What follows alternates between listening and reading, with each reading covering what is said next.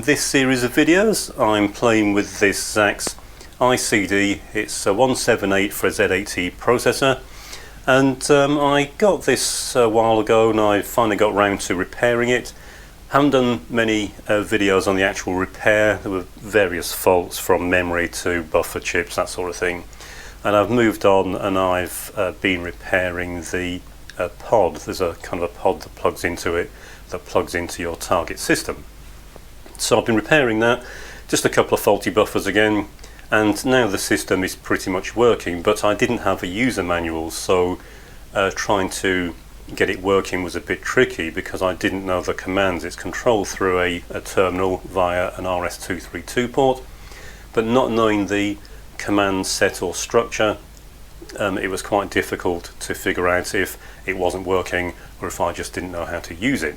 The documents that are available for these ZAX ICDs, they do have information about the commands, but it doesn't match this particular unit. Some are fairly similar, some are the same, but the majority are completely different. The structure was very different. So what I did was to reverse engineer the firmware, and once I'd done that I could quite easily go through it and figure out what the commands were for each of the instructions, along with the parameters that each of those commands would accept.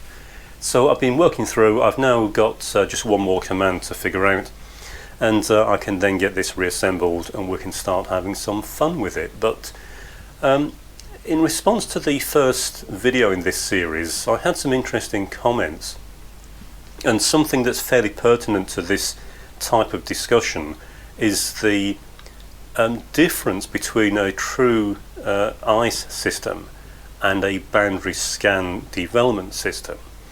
And if you're not familiar with the difference, if you haven't used both types, the difference might seem unimportant, but it is quite a significant difference. And so I'll just very briefly try to explain the difference, because they are completely different things. And although they will give you something fairly similar, you'll get an approximation of the same thing from either one.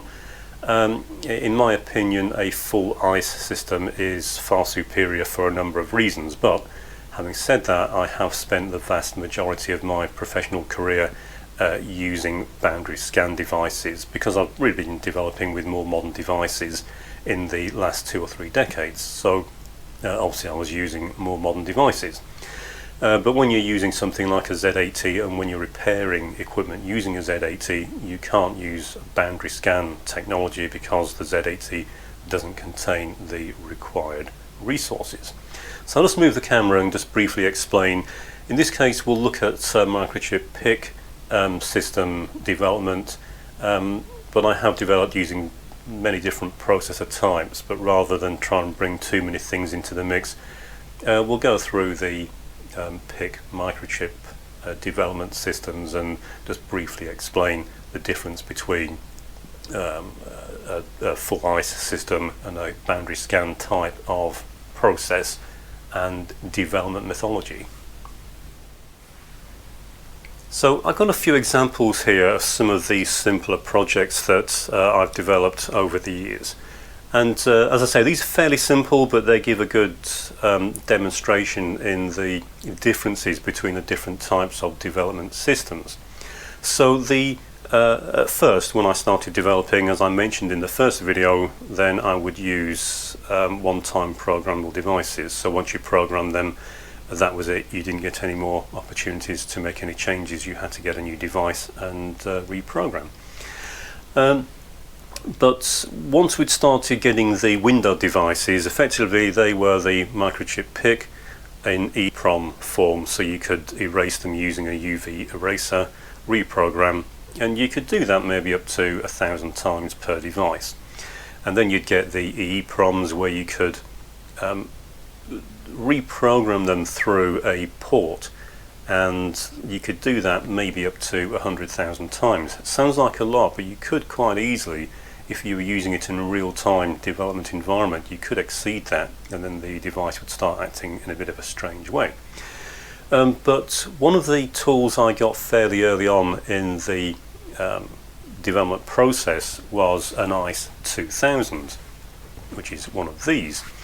And this is kind of like a mainframe ICE system, obviously made by Microchip. The problem with these, in fact the advantage with these, is they give you full real-time tracing of code. Now you do have to use it within the IDE provided with a Microchip tool, so you'd have to use their software, and it would give you real-time tracing of the code that you were developing in the actual hardware, so it's very useful. Now the problem with these is that they require a separate module for each type of processor that you want to use. So you'd get a module, you plug the module in, and then you plug the adapter, so you had to buy the module, which is this bit with the cable on it. That would plug into the ICE system. You also had to buy this adapter for the end, because each module would support different processor types, not only a fairly limited range, but the adapter on the end will be different depending on the package, of course. Now the problem is that the ICE system itself was a few £1,000s. Each of these modules was probably anything up to £600 or £700, and up to a couple of £100 for the adapter. And the problem you get is that something like this that used the 40-pin type of package was fine, but when you started getting onto other module types, and I don't know how much I spent on these over the years, because you had to get a new module, let's get this out of the box, each time you started working on different processor types. So adapters like this, and you start going on to the sort of PLCC type of device. Open another one. So you can see the different adapters that go on the end of these supported different processor types, but these were expensive, and I've got probably 35 or 40 of these that I've purchased over the years. I've spent over £20,000 on these modules over the years. Let's get these out of the way. But the problem is that in trying to connect something like this, you can't just, of course, connect this to a board like this, because where the processor is soldered to the board, there's no way to attach this. So what you had to do was make up special development boards. So you do something like this. It's the standard board. This has obviously seen better days, but you could fit a connector like this, and then the adapter I've just shown would plug into this, but it still meant having to have a particular prototype board. Now the advantage with the ICE 2000, like I said, it gave you full speed tracing of the target machine, target board, and also it didn't use up any of the resources on the device. But Microchip brought out what amounts to boundary scan. So if we move on to a later project, so this was a project, and most of what I worked on was for medical equipment, so it had to be fairly robust and very well developed. So this particular project had a large colour display with a touch panel, and it had multiple processors, and as the density of the processors increased and the performance of them increased, it became less practical to use something like the ICE 2000.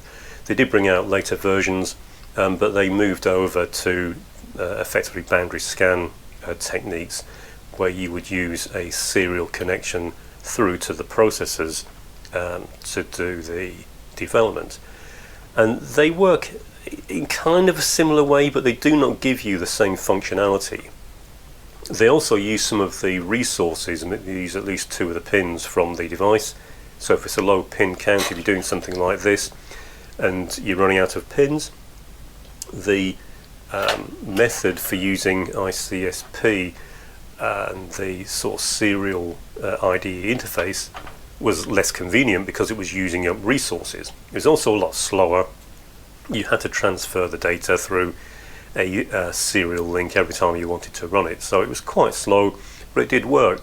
Suffers some drawbacks. It suffers from skidding on breakpoints, that sort of thing, but for most projects it wasn't too bad. Now this particular project was fairly complex, had a fairly complex processor, color graphics display, touch panel, 2 processors, two USB ports, SD card that ran a fat system, Ethernet, and various other interfaces, along with this would also support multi-channel RF plus GPS and GPRS. So it was quite a complex system, and this particular project contains something like 250,000 lines of code. Now I don't use libraries, I've never used libraries, and although there's quite a few available for things like the PIC, I always wrote from scratch because it gave me complete control over the code I was writing and the product. And so if I got a bug, I could deal with it more easily. But when you're dealing with a project of that size, using something like the ICSP interface was quite slow. So if you use something like this, it would be quite a slow process, especially if you're used to using something like the ICE 2000. But these were game changers for people wanting to develop fairly cheap and cheerful products. They can also be used for quite big projects. This could, in theory, be used for this. I never did that because this would be too slow. But what you end up with is a system that's very low cost. You could get into development and hardware, what amounts to hardware emulation, very quick and cheaply. And you could also have multiple tools. So, so I've got two ICE 2000s because I was developing wireless links and wireless technologies, so I needed two systems running at the same time. But using two of the PIC kits was very cheap in comparison. These are about 500 times cheaper than the ICE 2000 system, so you could very quickly build up quite a big collection of these, and you could have really as many as you wanted. But they do need the device that you're going to use to have the inbuilt support for them. You can't use this on a device, on the older devices, so this wouldn't work on one of the older PICs that didn't have the inbuilt debugging capability. And that's why this type of system is no good for use on a Z80, which is where the ZAX comes back in. Because the Z80, of course, on a vintage piece of equipment is a Z8, it's a Z80, and that's it. You can't use a boundary scan technique because the Z80 just didn't support it. And you don't want to have to start modifying a vintage piece of equipment when you're trying to repair it. So we'll go back over to the ZAX system, but just bear in mind that yes, these days you tend to go for boundary scan and serial debugging because the devices support it, but back in the day and on the equipment that you see mostly on this channel, it's not an option to use that type of technology because the Z80 systems just don't support it.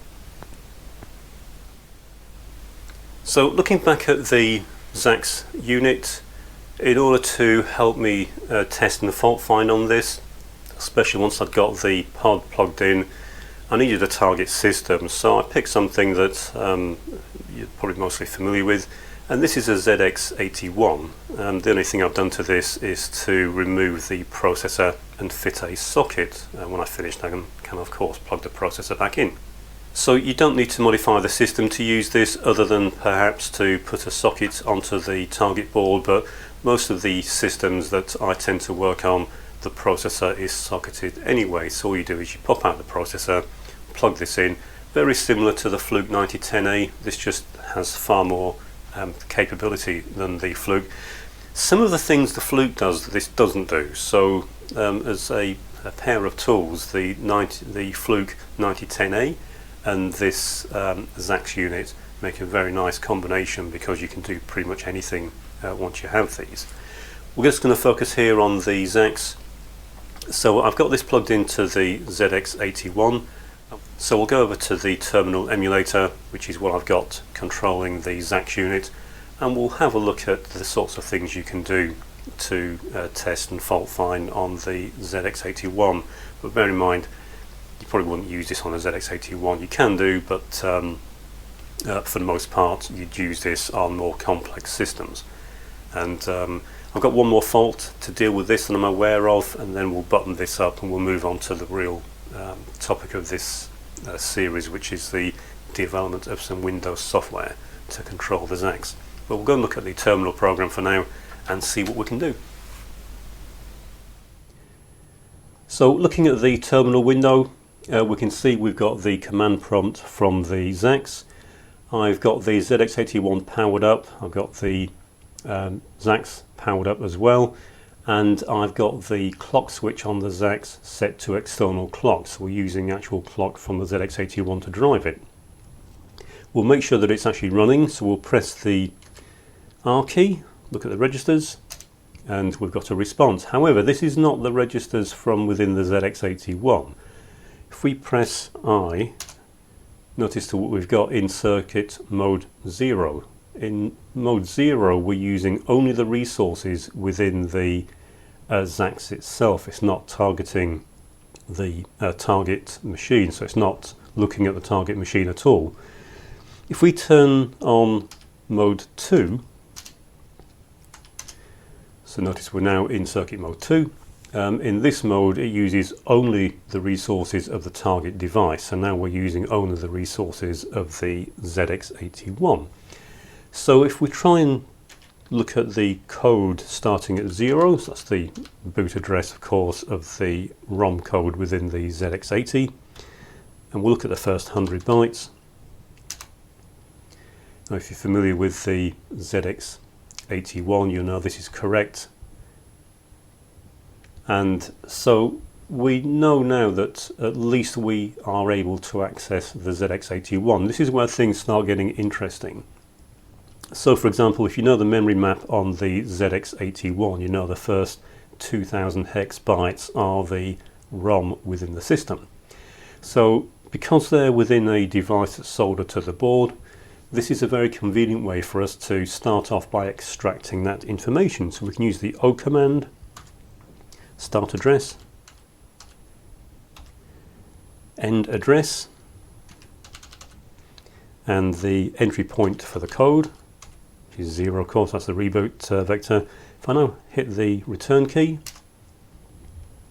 notice that what we're getting here is the code from within the ZX81 in Intel hex file format. So what we can do of course is save this to a file on our PC, and that gives us the code in hex format for the entire content of the ZX81 ROM. So very convenient way of doing that. We've now got the ZX81 ROM code. We can put that into a programmer. We can save it to a file, and then if we want to we can write that back to the system. So we can now run this if we want to in such a way that we're running the code that we've just extracted, and that can run from the user memory on the ZAX, and we can map that into the same location that it would normally occupy as a ROM on the ZX81. So if we want to make small changes, we could make small changes to it. We can't change the ROM of course, but because we can map that area out into RAM and then copy the contents into that area, we can make small changes. And if you're developing a system, it's a very convenient way to do that without pulling all your ROMs out and making changes. So it's a very quick and easy way of doing it. The other things you can do of course are look at the various registers, and you can see here that the system is not yet running, so the ZAX is holding the ZX81 in reset, so it's not actually running. You can run it if you want in its normal way and it does appear to run. You can trace its behaviour, so you can capture the data as it runs, but it might be that you want to do some fault finding on it. It might be a machine that's faulty and you want to try and repair it. So let's assume this is a vintage machine and we want to try and carry out some repairs. Again, if you know the memory map in the ZX81, you'll know that the RAM starts from 4000 hex upwards. So if we have a look at that, it should just contain random data at the moment because the unit hasn't booted up. And as you can see, it's got nonsense in there. So if we want to, we can fill that with something in particular.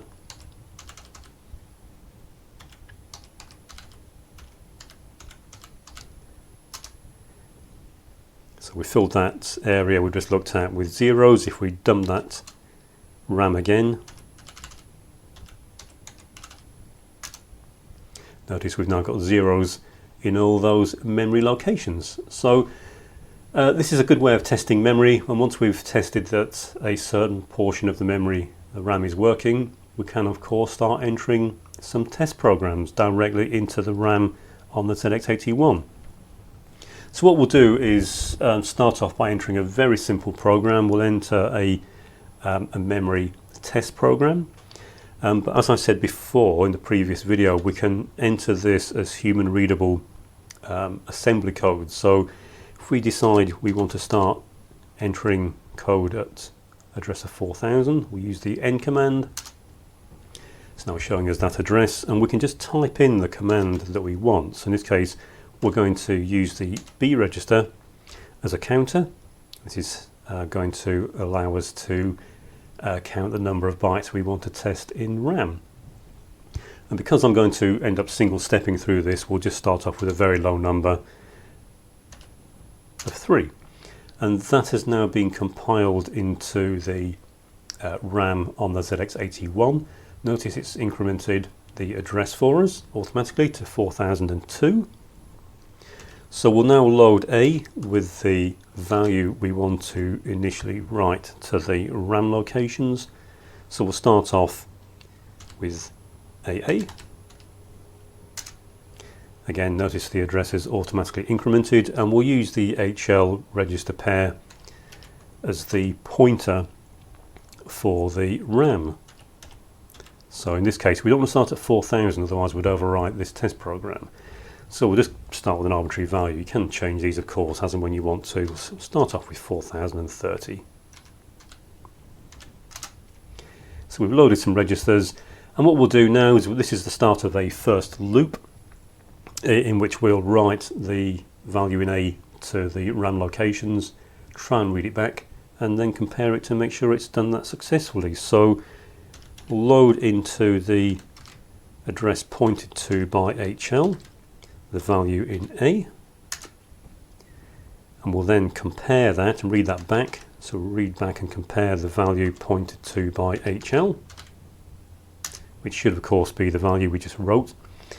And what we'll do now is we'll jump if the value is not 0, in other words if the values don't match, to an arbitrary value here for an error. We'll say 4020. And then we'll loop back until the value, this instruction will decrement the value in the B register, and it will jump back until the value is 0. And we just need to tell it where to jump to. So in this case, we'll do a relative jump -5, which will take us back to the start of this loop we've just started. And that will cause it to loop round the number of times that we've set in the B register, which is 3. So this will do just the first 3 memory addresses starting at 4030 hex. We'll do a second loop here. So load A with the new value we want to write. So in this case, we'll go to 55H. So the first one, if you're not familiar with writing code, is alternating 1s and 0s. And then the second one is alternating 0s and 1s. So we now need to reload B with the count. And again, we'll use 3 because we'll be single stepping through it, and I don't want to have to sit for hours single stepping through code.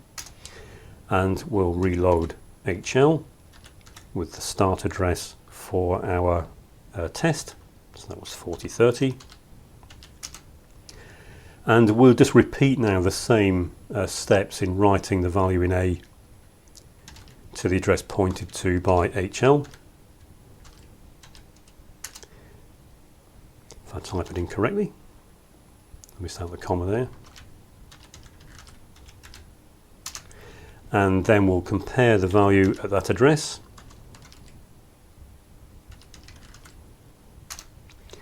And it compares the value with the value in A. So we're comparing the value pointed to by HL with the value in A, and they should of course be the same. And we'll jump, if they're not, to our error address, which we decided was going to be 4020. And then we just need to loop back until B has got down to 0.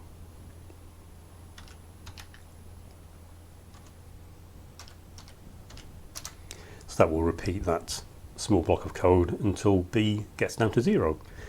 So now we've finished the testing, we'll get it to this address we're at now if everything succeeds. We'll just put a NOP here because it'll be easy for us to capture that. And then we'll just loop around. You could put a halt here if you wanted to, but we'll just loop back and keep circling round, and this will allow us to test the repeat count for the break. So we'll jump back to the NOP, which is at address 401C. And we're now at 4020, which is our error code address. So again, we'll put a NOP there. And again, you could put a halt, but in this case, we might want to test the repeat count. So we'll jump back to 4020.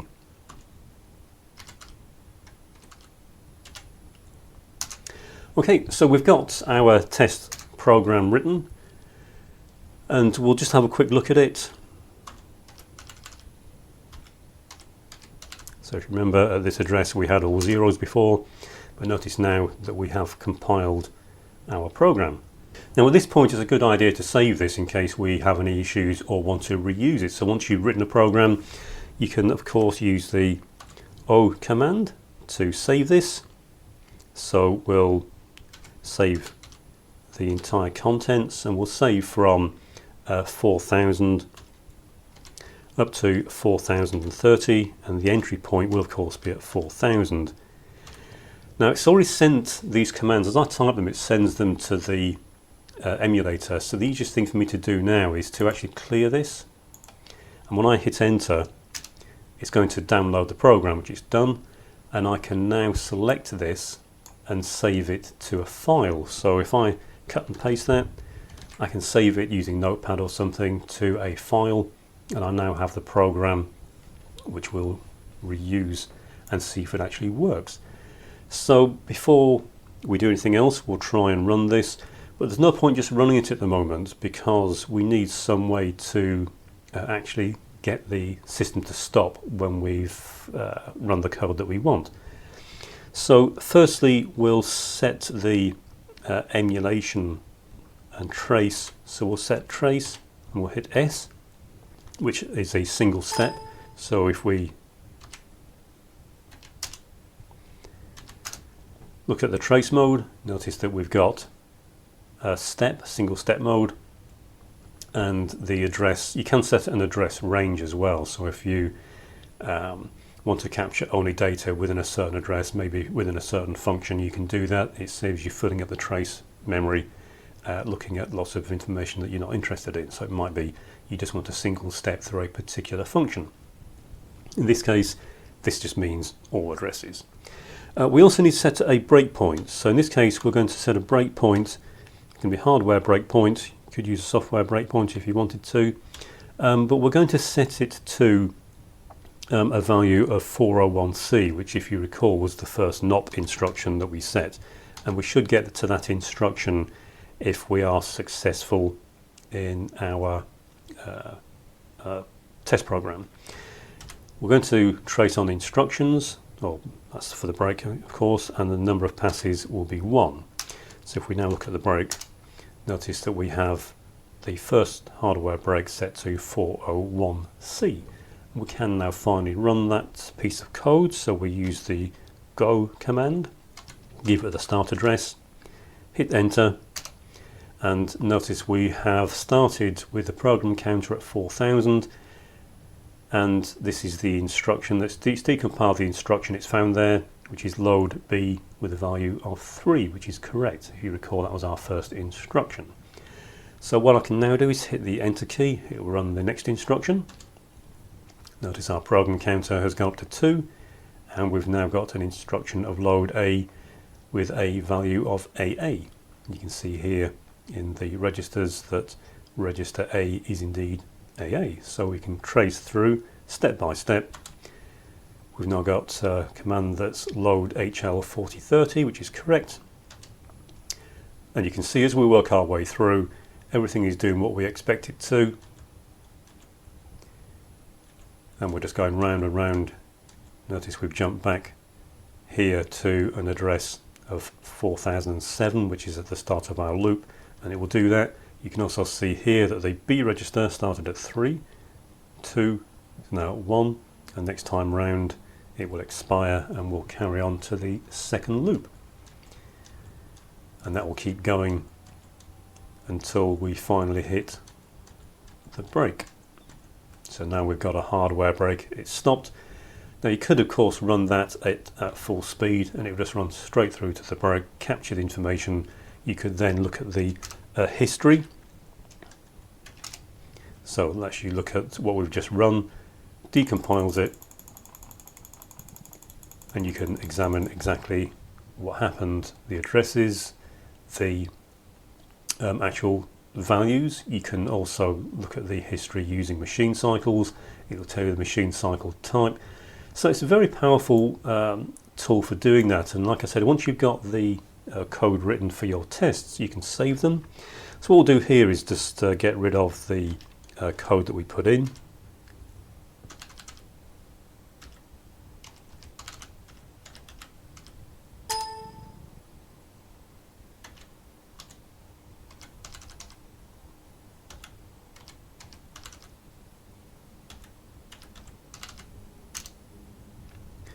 And if we now look back at that area,